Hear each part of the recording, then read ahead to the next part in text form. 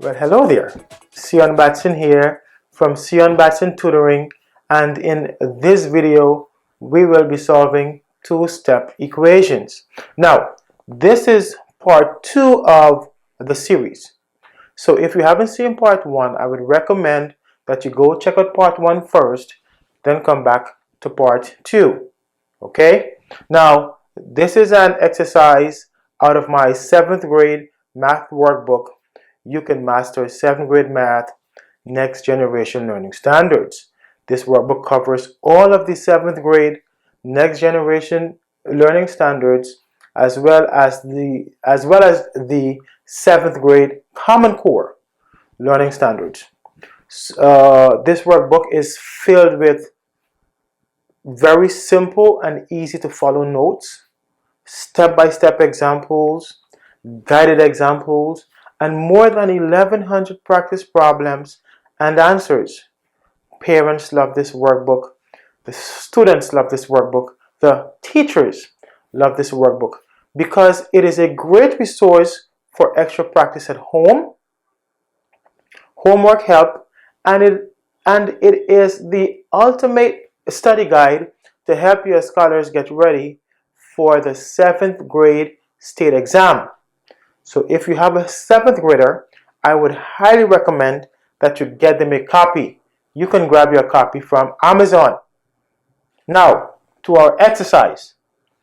Again, when solving a two-step equation, the ultimate goal will be to get the variable we are solving for positive and on a side by itself.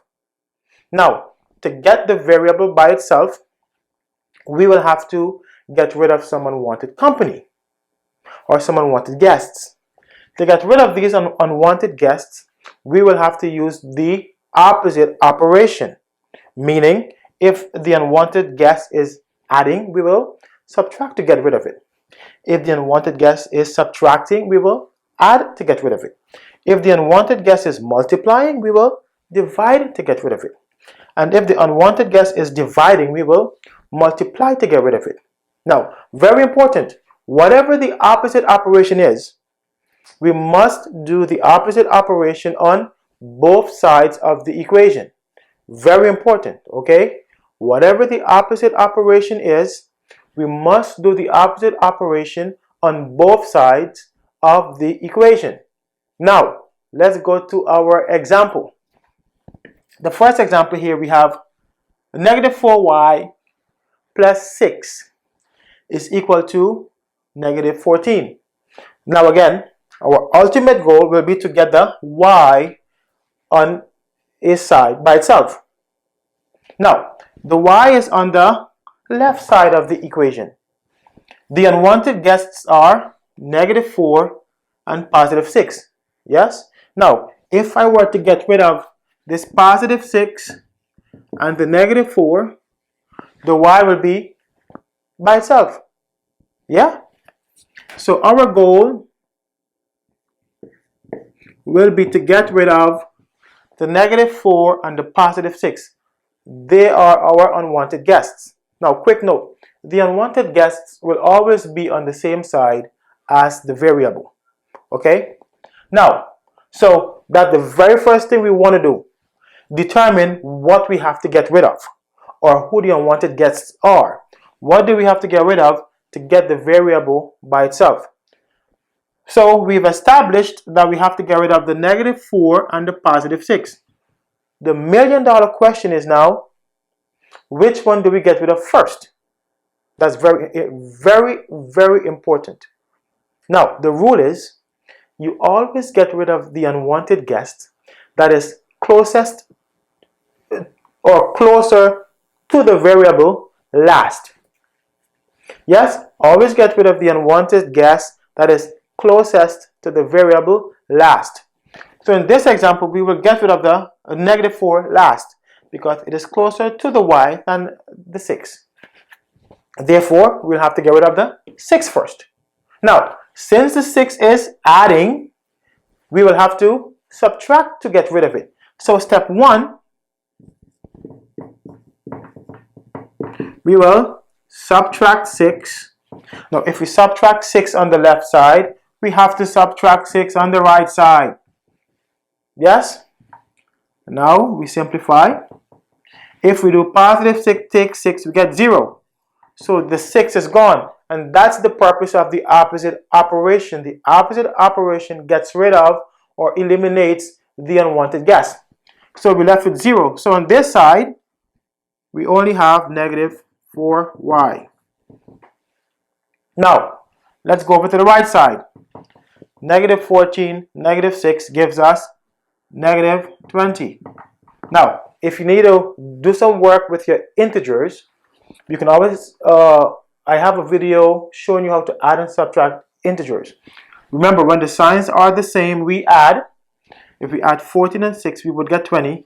But once we add, we have to keep the sign that's in front of the bigger integer.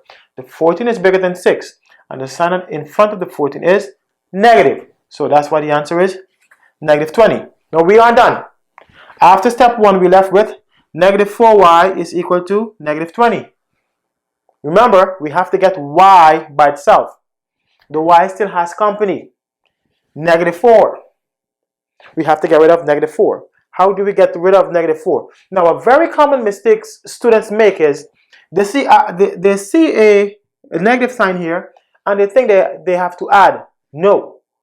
You always ask yourself, what is this negative 4? What is this negative 4 doing to the y? This negative 4 is multiplying the y. Because remember, negative 4y is the same as negative 4 times y. So this negative 4 is multiplying the y. Yes?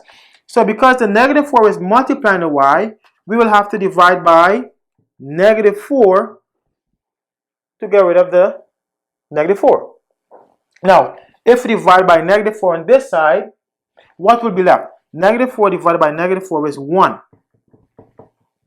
So on this side, we're left with 1y. And if I divide this side by negative 4, I must divide this side by negative 4 as well. And I'm left with positive 5. So the answer is y is equal to 5. How was that? Let's do one more.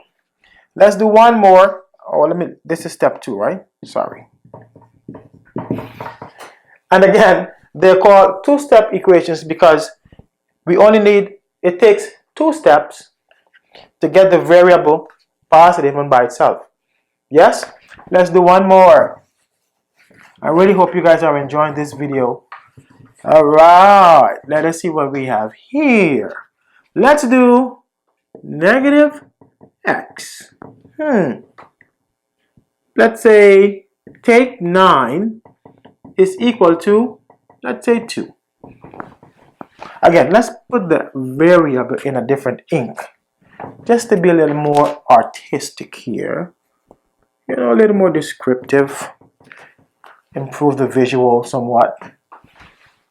Now, let's see. Again, remember, what's your ultimate goal? Your ultimate goal is to get the variable positive and on a side by itself.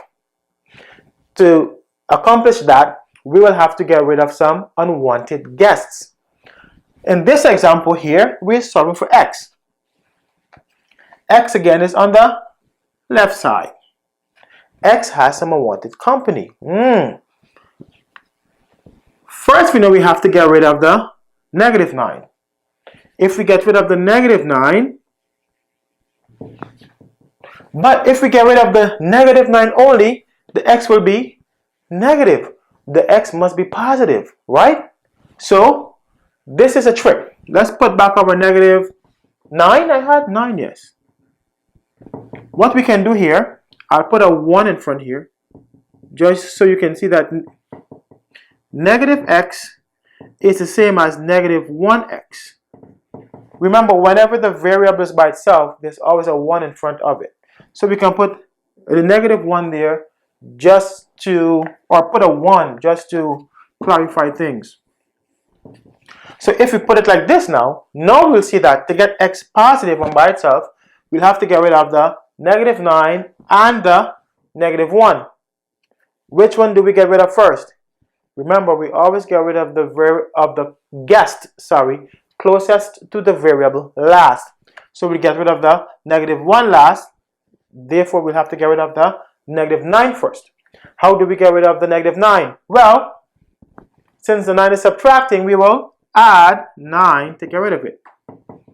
If I add 9 on this side, I must add 9 on the right side.